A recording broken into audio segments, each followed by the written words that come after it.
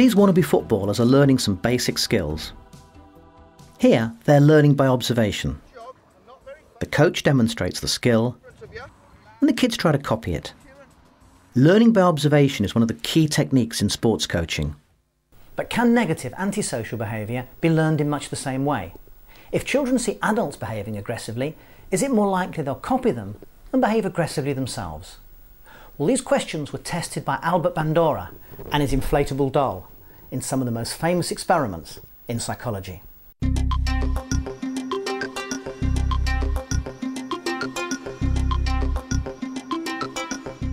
In opposition to biological theories that look within the body for explanations of human behaviour, social psychology looks outward, at the environment.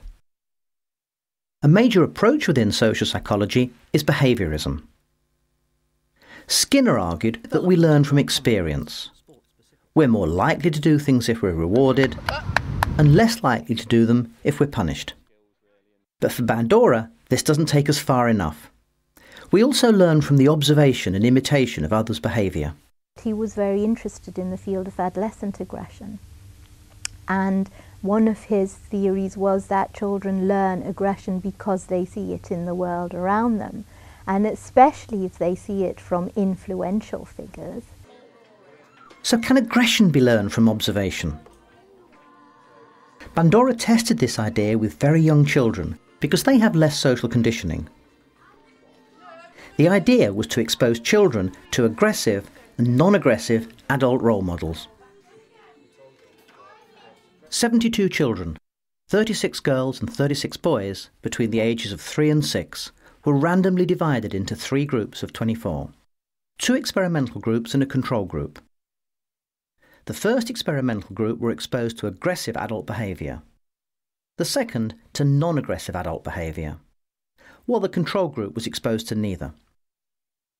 Both experimental groups were then divided on sex, and finally the experimental groups were divided between those exposed to same-sex and opposite-sex role models, making 8 experimental groups in all. But how can you possibly expose very young children to aggressive adult behaviour in a way that's still ethical? Well, this is where the famous Bobo doll comes in. A Bobo doll is really a pop-up doll, which is about the same size as a prepubescent child. To illustrate and test Bandura's experiment, we decided to reconstruct it in a contemporary setting, with young children from a university nursery.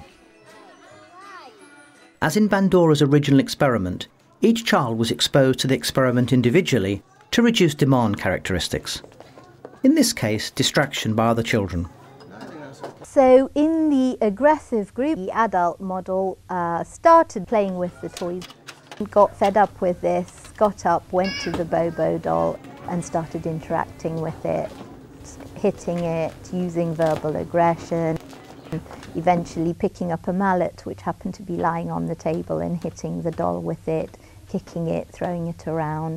In the non-aggressive condition, it was very similar, except that the adult model just got on with the toy task. They assembled the toy, they sat there quietly and so on. The children were then taken to a second room with toys they were not allowed to play with. The purpose of the second room is that it's been observed that immediately after you watch something violent, your aggressive responses are inhibited. So Bandura didn't want that. He wanted the children to be in a frustrating situation where there were toys but they wouldn't be allowed to play with them. He believed would raise their level of aggression a little bit and prime them for the next part of the experiment. And finally the child is taken into a third room where they are left alone with the Bobo doll. So the independent variable was the behaviour of the models, and the dependent variable the reaction of the children. So what did Bandura and his colleagues find? The findings of the study, which were pretty conclusive really, were that the children in the aggressive condition were much more likely to deal aggressively with the Bobo doll and repeat the behaviours that they had seen the adult model perform towards the doll. Whereas the children in the non-aggressive condition, they tended to either ignore the doll or not interact with it. We found exactly the same. Children who had observed the aggressive models tended to be aggressive towards the Bobo doll, whereas those who had observed the passive models did not. Another key finding of Bandura's experiment was gender differences. Boys tended to copy the male aggressive model much more than girls did, whereas girls copied the female aggressive model much more than they copied the male aggressive model.